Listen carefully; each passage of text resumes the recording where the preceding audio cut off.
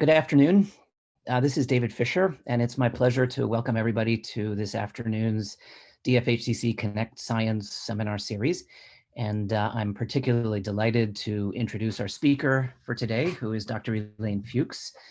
A couple of quick things I want to mention at the outset. Firstly, you'll see on the posted right now on the Zoom is the website of the Connect Science Seminar Series. So you can access from there recordings of prior talks as well as listings of the future talks in this really fantastic seminar series. So please make use of that. Also, I want to mention after the talk is over, please submit any questions for Dr. Fuchs through the Q&A option that is present on the bottom of your screens rather than from chat. So we're going to be accessing questions from Q&A. So please post your questions there. Dr. Fuchs needs no introduction whatsoever, but I have captive audience and I can't resist. So I will give you a little bit of introduction. I don't want to cut into her time. She did her undergrad at University of Illinois in chemistry, then a PhD at Princeton, and did a postdoc at MIT with Howard Green, who was one of the real fathers, visionaries in epithelial biology, discovering behaviors of epithelial cells that reflected stem-like behaviors that are so critical in virtually every epithelial setting in one way or another. And this really sparked a career that Dr. Fuchs developed that has, I think we can all say, fairly changed the world, the entire landscape of the way we think about the capacity of cells to maintain a stem-like behavior and influence so many biological contexts in that manner. She became a faculty member at University of Chicago, a Howard Hughes investigator, and moved in 2002 to Rockefeller University, where she's the Rebecca Lansfield Professor. She has had an unmatched career as a pioneer and leader in the field of stem cell biology.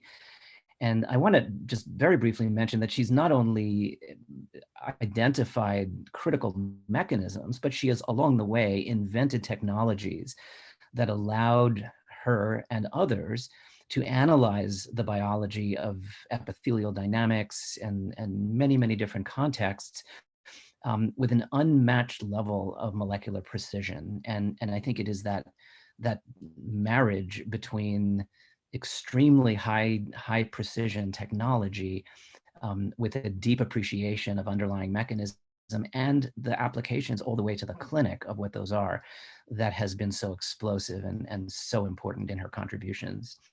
Not only has she enriched the field of science, she's enriched the field of scientific mentees.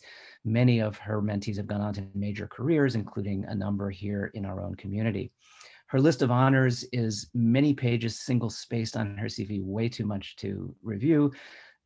Includes all the major National Academy memberships, numerous honorary doctorates, including Harvard University in 2016, and awards recognizing her magnificent role in supporting women's careers in science and medicine. So without further ado, it is my great pleasure to introduce Dr. Elaine Fuchs, and the title of her lecture today is Skin Stem Cells Coping with Stress. Thank you very much, David, for a really kind introduction. And the first thing I'm noticing is that I cannot advance the slides. So I'm just going to stop sharing for a minute and we will try it again. Of course, we check this out beforehand. And we will see if it works now. Now it works. Okay, so it's just a real pleasure to be here, and I'm really delighted to be able to have the opportunity to talk to you a little bit about our work. Mostly I'm going to concentrate on what's been going on since the beginning of 2020. So a lot of these were stories that really started to develop earlier, but came to fruition during COVID when we all had time to write as opposed to work in the laboratories. So I'll start with just the beginnings before that, because I always like to begin my seminar with a recent collection of photographs that I took on a recent vacation, and that one, the last one, was in the Galapagos Islands. But I think it suitably gives me the opportunity to emphasize just how diverse body surfaces are, far more diverse and far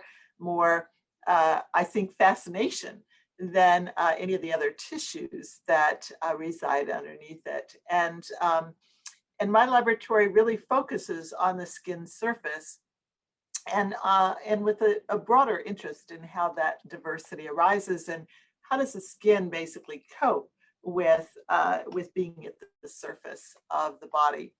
So as David pointed out, I really became interested in this field when I was a student working on bacterial sporulation, and heard a talk by Howard Green, who had developed this methodology for culturing human cells, skin cells, that he was able to passage without them losing their ability to make skin. And I just thought this was fantastic, and that's what I wanted to do. And I went to his laboratory to train. We weren't calling them stem cells at the time, but effectively that's what they were, the ability to make and repair tissues.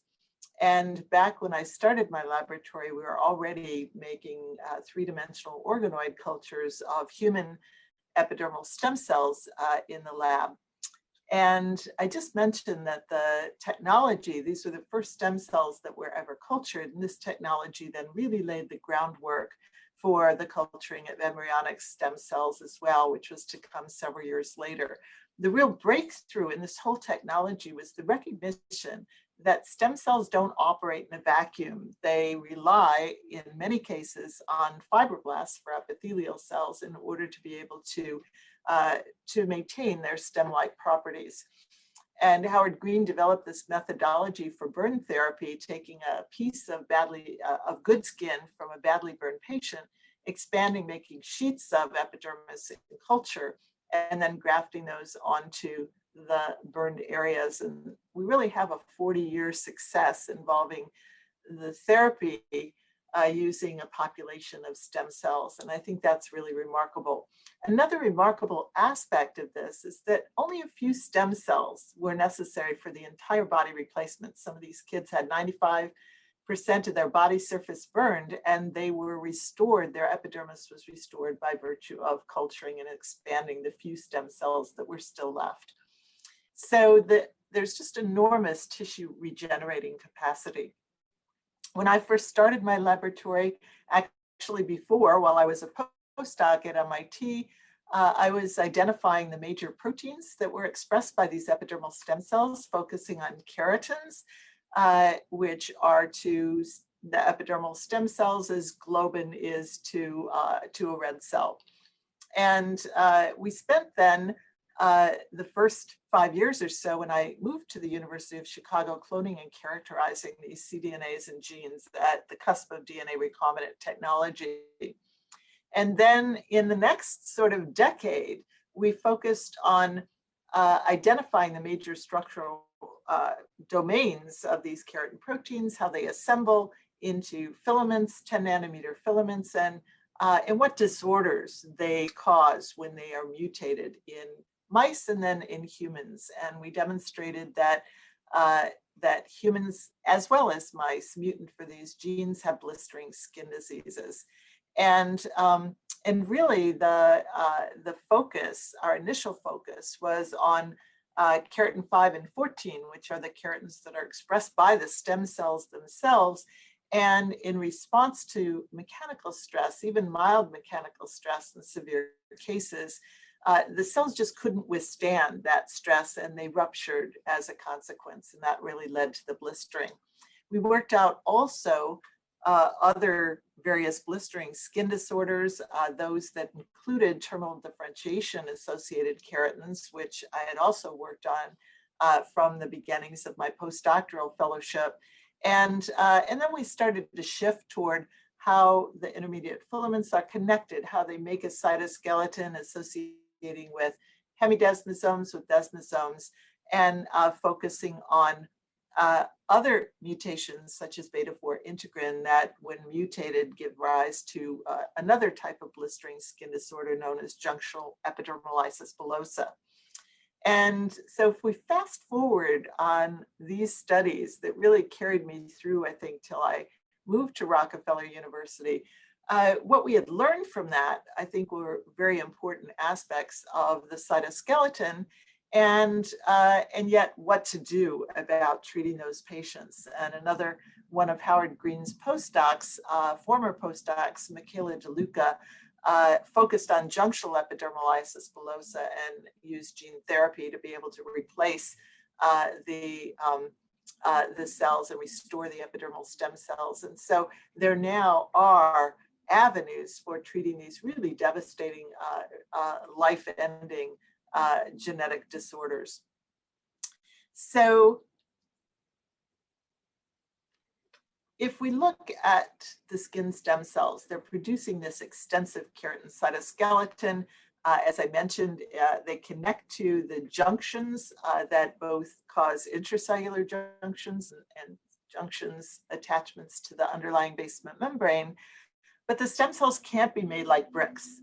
They have to be able to divide. And so in addition to that, there are also other assaults that they have to be able to withstand. And so there has to be some flexibility to the cytoskeleton and dynamics. And I'll get back to this as we go along. But the skin epithelium is one of the body's primary environmental interfaces. It's subjected not only to mechanical stress, but also ultraviolet light, wounds, oncogenic stress, pathogens, temperature and pH extremes. If you go outside on a cold day and you come indoors, your liver is still 98.6, but your skin surface is not. And so the stem cells of the skin have to be able to poise themselves to adjust to these changes in response. And so I'm fascinated by how they can do this. And there's lots of different stresses to study. So I'll start with climate change. And this is work that was published right at the start of COVID by Felipe Garcia Carroz in my laboratory. And we started to focus on this skin epidermis as this environment of extremes, including not only temperature, but also pH and humidity. And I just point out that the body's surface is pH 5.5. And if you put epidermal stem cells in pH 5.5, they are not going to survive. And so Felipe was a biomedical engineer at Duke, and he was engineering synthetic polymers that underwent these thermal and concentration and pH sensitive transitions in conformation. And then he scanned the human proteome for proteins that share these features, and up came those differentiation specific keratins that I had been working on, the ones that have these long head and tail domains. Those head and tail domains have these features, and also filaggrin, which we've known for years to be a major component of these keratohyalin granules, which exist in the latter stages of terminal differentiation. And that's when he contacted me and came to my laboratory for his postdoctoral studies. And so it turns out that this whole class of proteins that are able to undergo these changes in conformation turn out to be changes in conformation that are liquid-liquid-like phase transitions, very popular in biology today. And they actually are proteins that have these features that allow them to do that. And so all of a sudden, we're smack in the middle of this field, but focusing on major structural proteins of the skin. So let's start then by just tagging filaggrin and looking at what happens when you introduce it into an epidermal stem cell in culture. And you can see that these green droplets form, and the droplets are dynamic. You can see them fuse with one another. Again, the properties of oil-like droplets inside cells. These are membraneless droplets, another feature of these types of proteins. So we can also measure the oil-like features by atomic force microscopy. If you press on the epidermal keratinocyte, you can see that the droplets squish like oil droplets would do inside water. And then we can also use fluorescence recovery after photobleaching. If you photobleach in one of these droplets, the recovery time is very fast, and we can manipulate that recovery time and the properties of the granules by changing the properties of filaggrin. And so we then wanted to look at what's going on in vivo. Obviously, when you're tagging a protein and you're overexpressing it in a cell, all sorts of artifacts can happen. And so we wanted to be able to come up with innocuous sensors that were fluorescent sensors that would be able to recognize filaggrin, but only when it underwent one of these phase-separated conformational changes.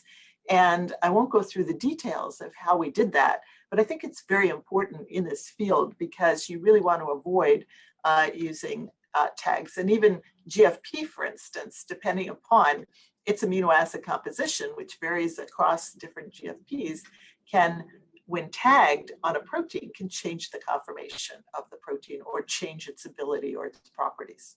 So we wanted to avoid that. We wanted to engineer mice expressing both a H2B RFP and one of these GFP sensors. And in order to be able to generate mice, we typically now do so in a rapid way, taking advantage of the fact that right after gastrulation, the embryo exists as one single layer of skin epithelium, unspecified epidermal progenitors that are going to give rise to the skin epithelium. And we can simply inject in a non-invasive way lentivirus into the amniotic sac of these living embryos, and then basically it takes about 24 hours for whatever we package into it to integrate and stably propagate. So we can make transgenic mice in a matter of days. So in this case, if we just take a universal enhancer and use it to tag H2B RFP, within a week, you see that the epidermis has stratified, the hair follicles have formed, and they all have the transgene, but that the dermis underlying and any of the other cells are not transduced. So it's a very selective method of making effectively conditional transgenics. So now all we have to do is add our fluorescent phase sensor for filaggrin and basically make mice in this way. And I'm going to show you now skin through the lens of phase separation. So just to orient you, this is the epidermis. The stem cells are down here. These cells are terminally differentiating cells derived from the epidermal stem cells as they commit to differentiate. And they go through this transition where the granular layers are in the last stages before the cells transit. And you notice when you form these dead flattened squames that those squames lose their nuclei and all the organelles within them. And we've never understood this process, these later stage processes of epidermal differentiation. Another interesting feature is that filaggrin synthesis begins when the stem cells commit to differentiate. And it first has to reach a certain critical conformation in order to undergo one of these liquid-liquid phase transitions. So that's why we don't see the granules in the inner differentiating cells. So now we're just going to take a planar view movie of these cells, granular cells within the epidermis of these transgenic skins. And what you can see right away from looking at this, this cell here, for instance, is that the filaggrin granules form. And again, we're not tagging the filaggrin. This is endogenous filaggrin. Now we're just using the sensor as a readout. They form and then they grow. And then all of a sudden, you see that the cell loses all the granules and basically self-destructs effectively. And so that's this transition that is happening in these movies. So what's going on here? Let's first take a look at what the chromatin is doing. Again, if you focus in on some of these nuclei, what you see that is that exactly at the time when the granules dissolve, that's when you see the loss of the nuclei that's preceded by chromatin condensation. So we've got two linked steps. They're happening very quickly in concomitant with one another and suggesting that they are linked in some way. So the process is dynamic. That's one thing we learned. And granular formation is driven by critical concentration, another thing that we learned. But what causes the granular dissolution and the nuclear loss? And so here we went to what's going on when those stem cells are departing and moving outward toward the skin surface, and what's the composition of filaggrin. Filaggrin is rich in histidine. Histidine has a pKa of 6.3. The epidermal stem cells are undergoing a transition as they move from a pH 7.4 to pH 5.5 as they reach the outer surface of the skin in a differentiated form. And so it turns out that right at pKa or pH of 6.3 is when the keratohyalin granules are dissolving. And we can control the timing of keratohyalin granule dissolution simply by adjusting the pH. So again, properties of these proteins that are dynamic and undergoing conformational changes in response, in this case, to pH. So that leads to why we're seeing this coupled to nuclear organelle loss. We don't yet know unequivocally, but it's possible, and we're testing this, whether destructive enzymes could be sequestered by the granules when they form, and then when they dissolve, these destructive enzymes could be released. But in addition, we noticed that there's mechanical deformation that occurs. The keratin filaments turn out to also undergo these phase dynamic changes at their surface that is coated with these head and tail domains, and those interact with the keratohyalin granules. So they're really making this amazing network of stuff that is in those granular layers. In addition, we measured and showed that the keratohyalin granules undergo a change from being very oil-like and dynamic to being more and more viscous as the terminal differentiation procedure proceeds. And that also exerts mechanical pressure and distortion of the organelles, including the nucleus, as you can see here in these images. And so we think that it's a combination of these two things that are basically driving this last stage in terminal differentiation. And what it's telling us is that this whole process is a phase transition driven dynamic process that controls differentiation. It also contributes to the formation and is essential to the formation of the skin barrier. And in fact, there are patients that have the disorder atopic dermatitis, one of the most common skin disorders known. And many of those patients have mutations in filaggrin and their paralogs. And interestingly, these mutations reside all throughout the protein, and they tend to be truncated mutations.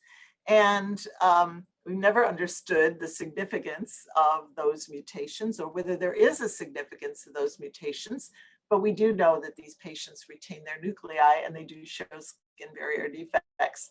So we engineered these mutations and looked at them through the lens of liquid phase transitions. And what happens is that as you truncate the protein, you lose the ability to accumulate enough critical concentration to be able to undergo these dynamic conformational changes, and the ability of filaggrin to undergo these changes disappears.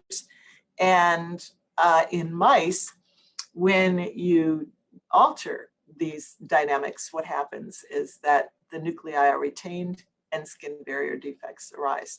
So all of this together has been extremely gratifying because it really goes back to those early days of really focusing on structural proteins and their dynamics and what they're doing.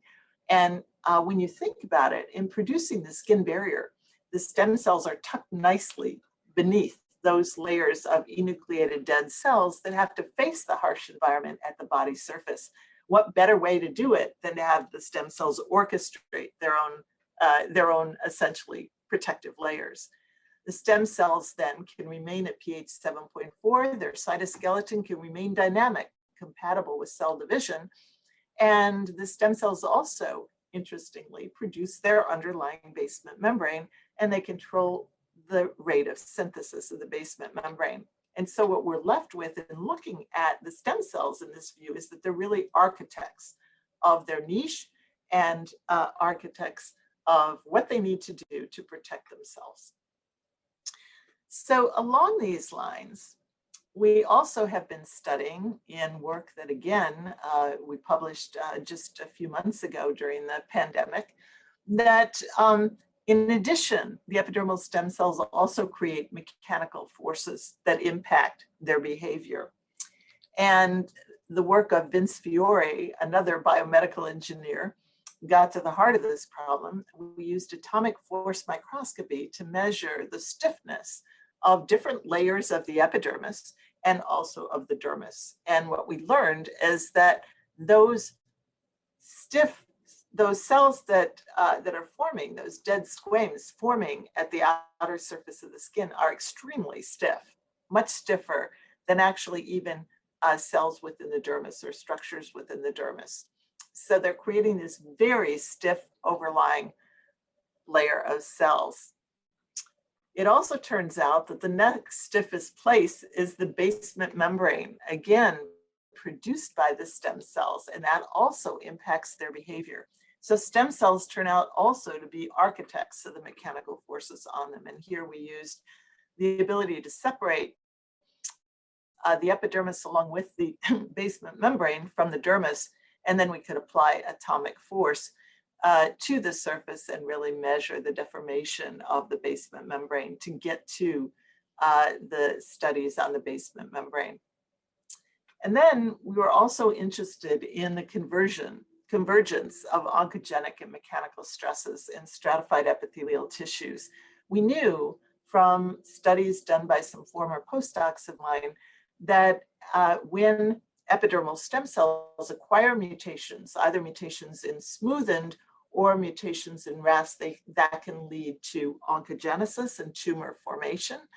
If it's smoothened, it's basal cell carcinomas. If it's RAS mutations, it's squamous cell carcinomas.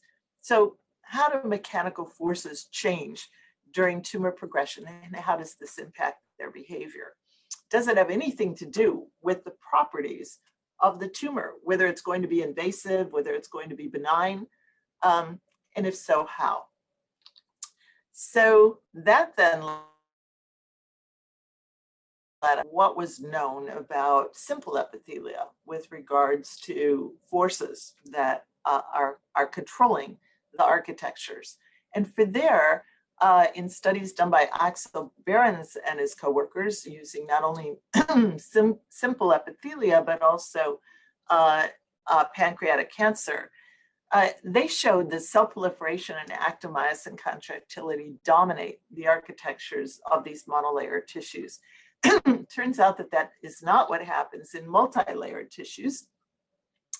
And in both of these types of human cancers, they're the most commonly occurring cancers in humans. And both of these cancers originate from, as I said, the oncogenic mutations in stem cells and driven by either smoothened or hedgehog pathway or RAS-MAP kinase pathway. And their tumor architectures and their behaviors are very different. So basal cell carcinomas are rarely aggressive and they bud downward, grow downward or inward, whereas squamous cell carcinomas are invasive and metastatic, and they're much shallower as they initiate tumorigenesis. And so the cancers exhibit distinct tumor architectures. Does this affect their tumor behaviors? Does this affect why one cancer is benign and the other cancer is malignant? So in order to focus on that, Vince again measured, in this case, the stiffness of the developing tumors.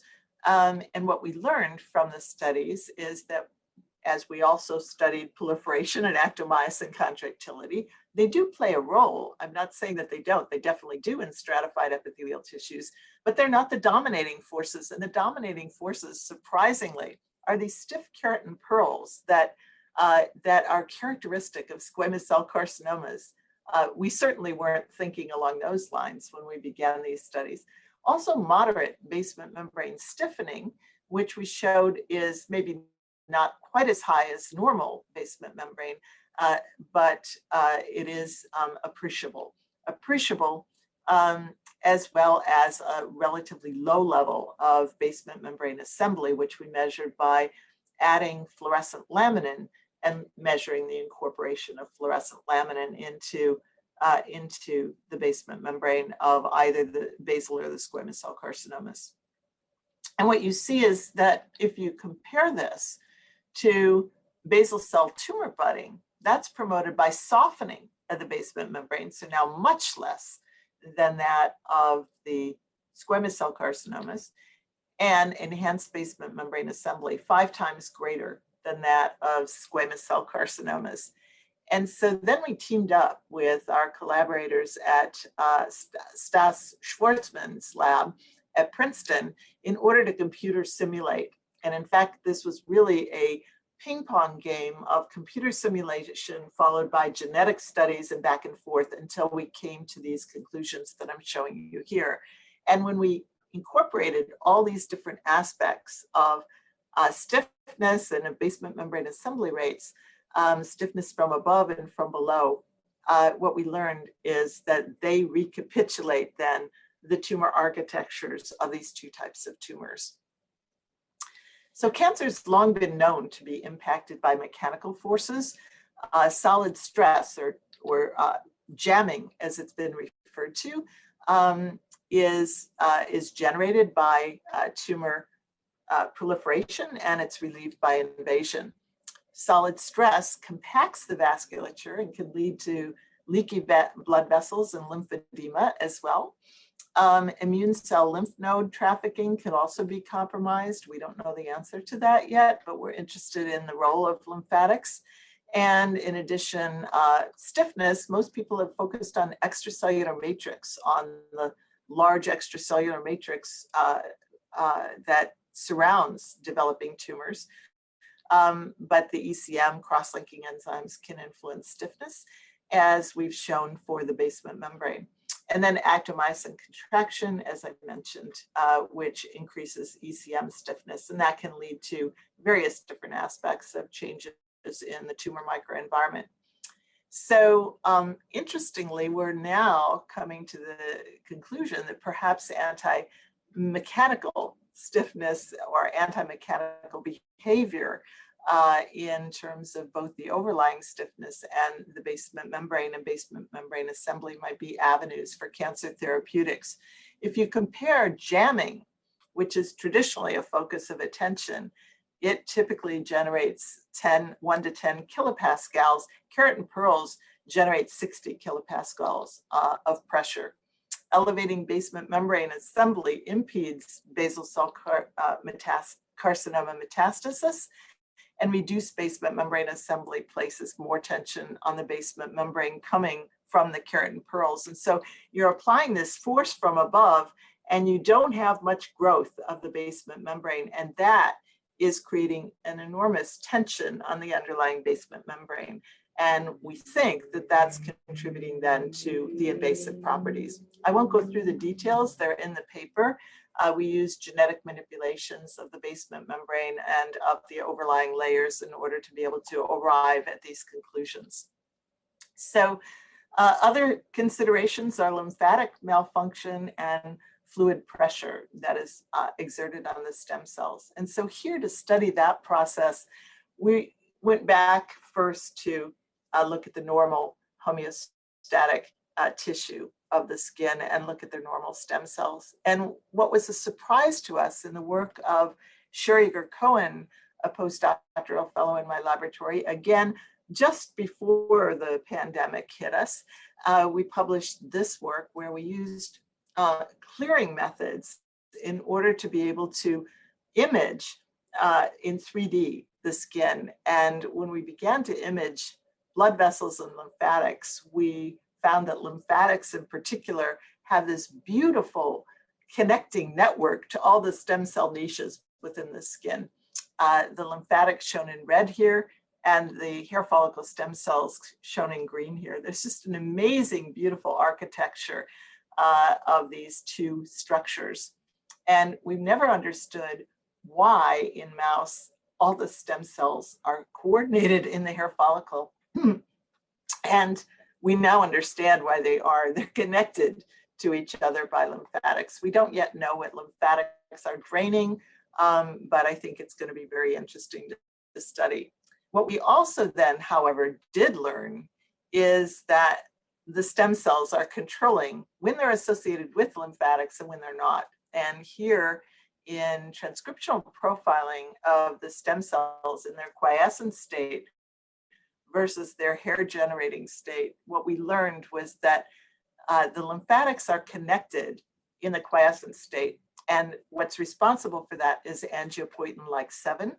And right at the start, when the hair follicle stem cells have activated a new round of hair growth, it turns out that they shut down angiopoietin-like 7 and they rise angiopoietin-like 4, and the lymphatics disconnect. And we've manipulated genetically these processes and shown that they also control the synchrony of stem cell activity. And so now we're coming up with, again, the stem cells as orchestrators of their niche.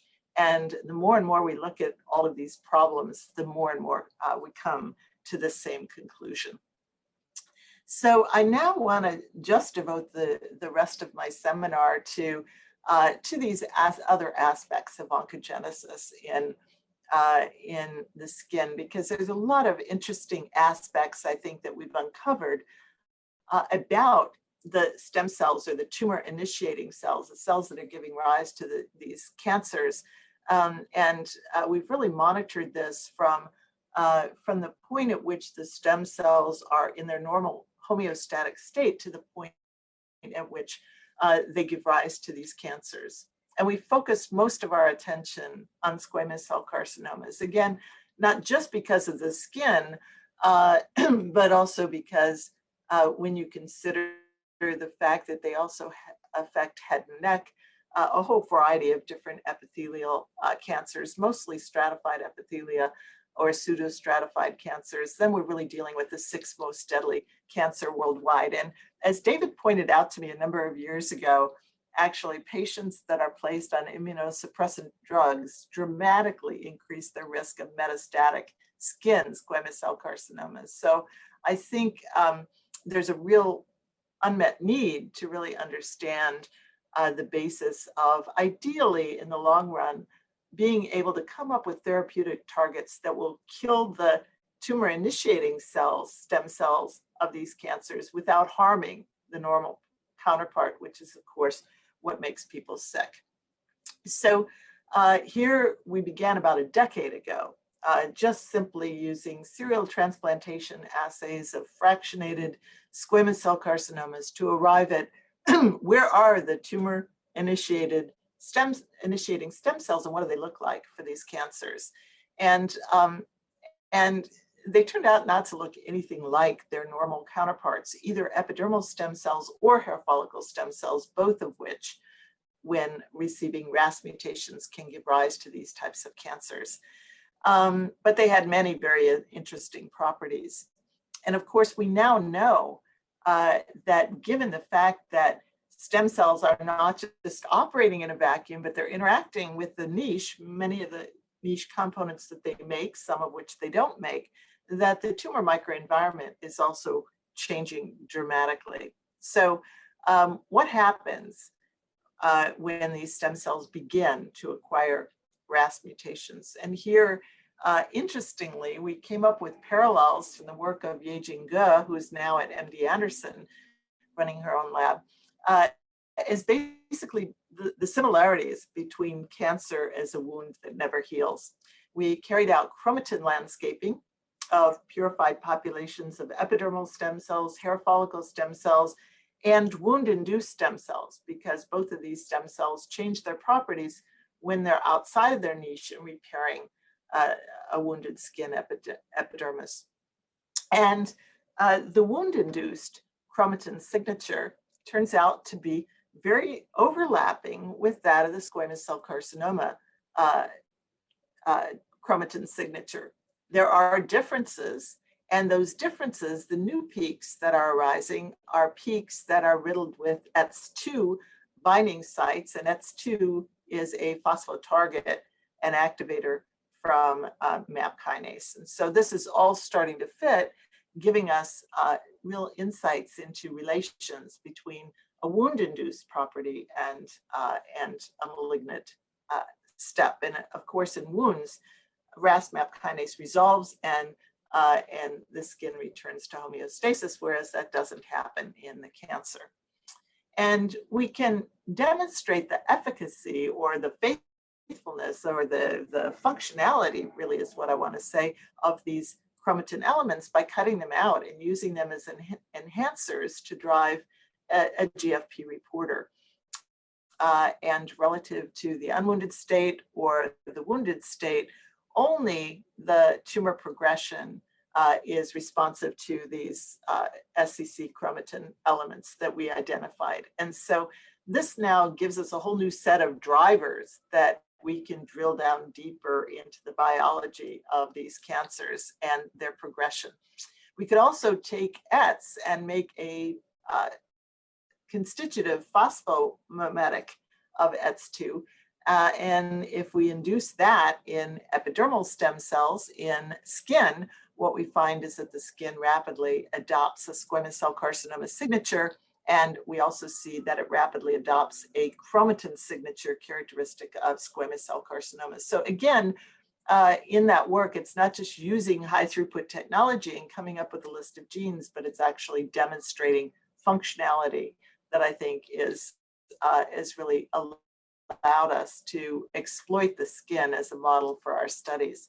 The tumor initiating cells that we had identified turn out to reside at the tumor stroma interface. And that's actually very similar to what normal stem cells do. They're always right at the basement membrane, separated from the dermis. But in this case, as I mentioned, the microenvironment of the tumor is just completely different from a normal microenvironment. And what we learned in the work of Naoki Oshimori, who's now at Oregon State Cancer Center, is that as the tumor is developing and it becomes vascularized, that wherever a blood vessel comes up near the tumor stroma interface, the perivasculature brings with it and is able to activate TGF-beta, and that results in TGF-beta signaling in a subset of the tumor initiating cells, those that are close by. And so that gave us a new segue, because TGF-beta responsiveness is not something that happens in normal homeostasis, but it does happen in malignancy. And interestingly, it happens at just those regions where there are blood vessels. And we showed that, in fact, it is essential for creating the invasive phenotype of the cancer in those regions. So in order to be able to track this, and again, we want to come up with tools that allow us to image in vivo, because you can't look at microenvironment by putting the cells in culture. And so here we're doing everything in vivo, and in this case, creating a TGF-beta responsive reporter that, in response to TGF-beta signaling, the cells activate mCherry, and they also activate, or they also express a tamoxifen-inducible Cree reporter. And so that really allows us to show that these, for instance, areas of tumor-initiating cells next to a blood vessel light up with mCherry. Regions that aren't vascularized are negative, and that those regions, if we monitor and track them, turn out to be those stem cells turn out to be slower cycling. So on the one hand, you might say, well, that's a good thing. But when we look at what happens, those cells are the ones that are invasive, whereas the tumor-initiating stem cells that don't receive the TGF-beta signal retain smooth borders. And in fact, this also leads to a resistance of these tumor-responding stem cells to both cisplatin and immunotherapy. The cisplatin work we published some years ago showing that in response to cisplatin, the tumor-initiating cells are spared from apoptosis, and that if we wash away the cisplatin and lineage trace, we can show that the tumor basically regrows, and it regrows from these TGF-beta initiating stem cells. We also came up with a CAR T immunotherapy that we published last summer, demonstrating similar types of resistance, but by different mechanisms in each case. So it also raises, I think, a very interesting question, and that is whether the blood vessels merely are bringing a TGF-beta rich immune cell environment to the stem cells at the tumor stromal interface, or do they too have an impact on tumor stem cell survival?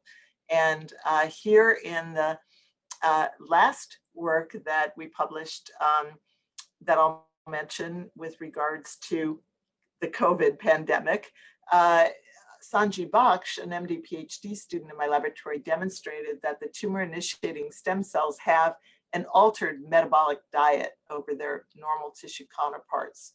And what Sanjay showed is that specifically these tumor stem cells end up becoming addicted to serine. And if we remove serine from in this case, stem cells in culture, they dramatically stop proliferating. And the normal stem cells, in contrast, are just fine. So Matt van der Weyden at MIT demonstrated that there are serine addicted cells, and in cancer cells, and some of those cells have mutations in the biosynthetic pathway. In this case, these cancer cells didn't have mutations in the pathway. The pathway was intact, but they weren't using it. So why don't they use it?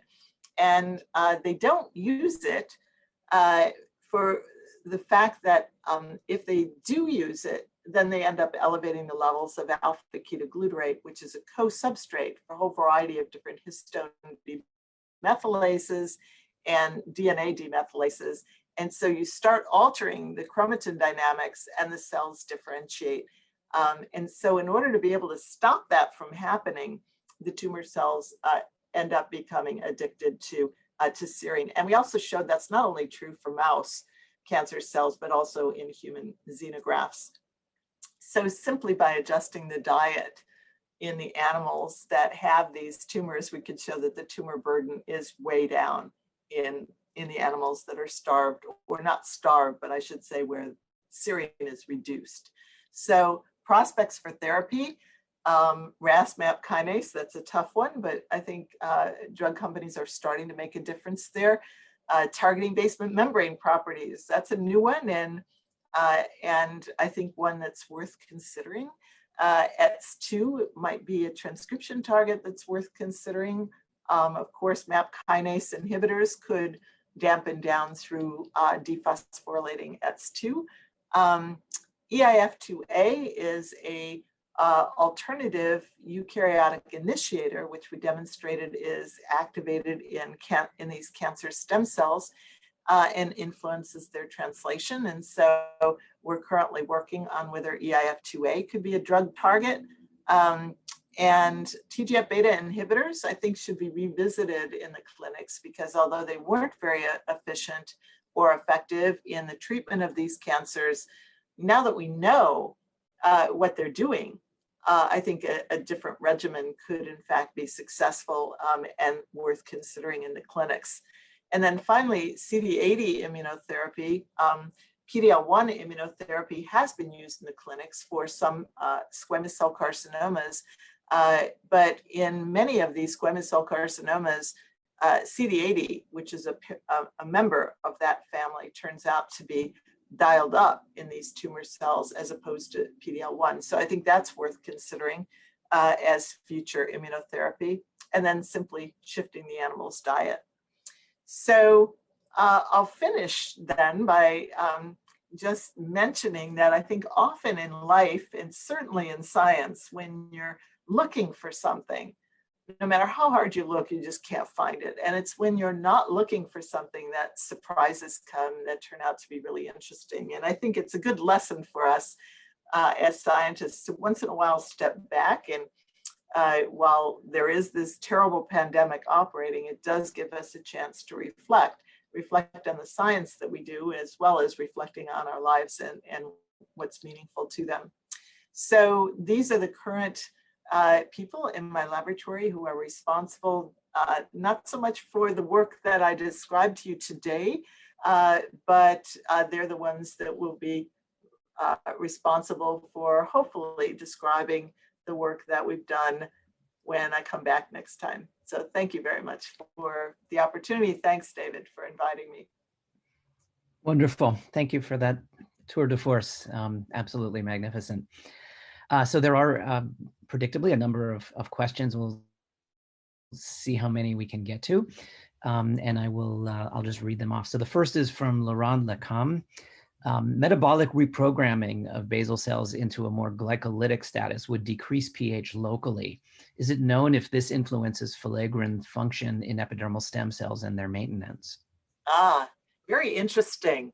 There could be because certainly we know that the stem cells, the stem cells as they move outward show an increase in translation. As they commit to differentiate and move outward, show an increase in translation, which might be in sync with those kinds of changes.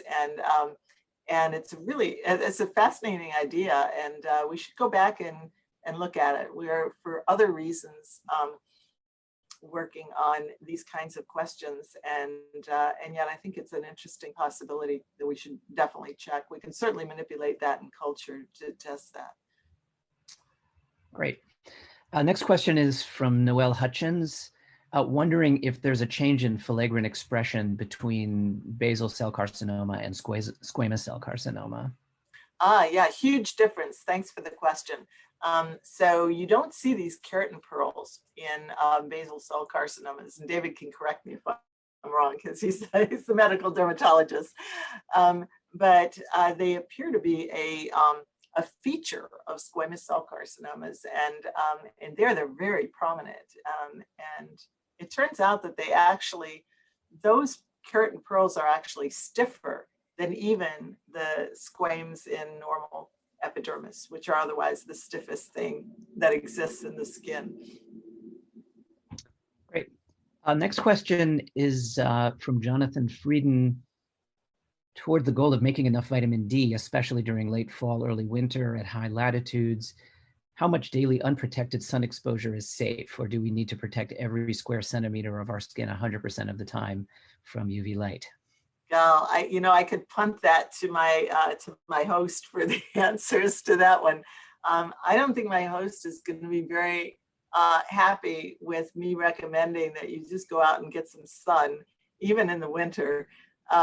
But on the other hand, there are vitamin D supplements that I think my guess is, and David can correct me if I'm wrong, you might want to consider. But I think the overall issue of vitamin D and its regulation and in the skin is really a fascinating area. One where hormonal control altogether is something that we started in the very beginnings when I began at the University of Chicago, and somehow along the way we dropped it and we just never returned to it. But these kinds of questions I think are really interesting ones. Great. Next question is from Yvonne Wapi.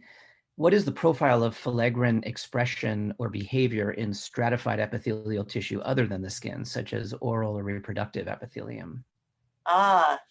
I should know the answer to that, and I'm embarrassed to say that I don't. I do know that there are in some of these other tissues and in hair follicles as well that don't express filaggrin. They do express proteins called trichohyalin. There's there's not a whole family, but there's a small family of these kinds of proteins that are expressed. And there are also different keratins that are expressed in terminally differentiated cells of these different stratified epithelia.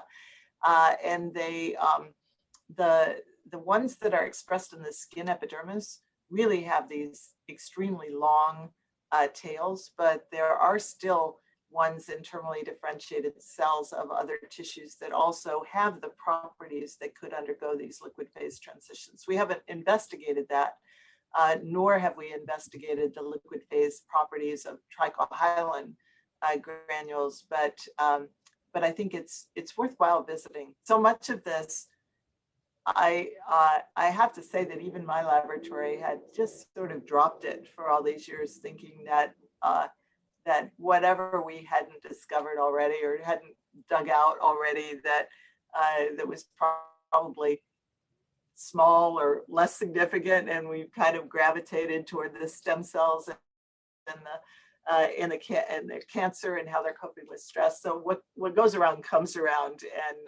and I think some of these issues now all of a sudden have become fascinating again.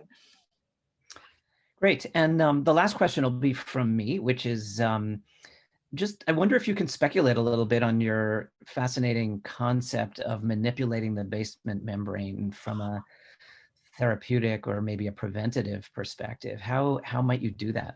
Yeah.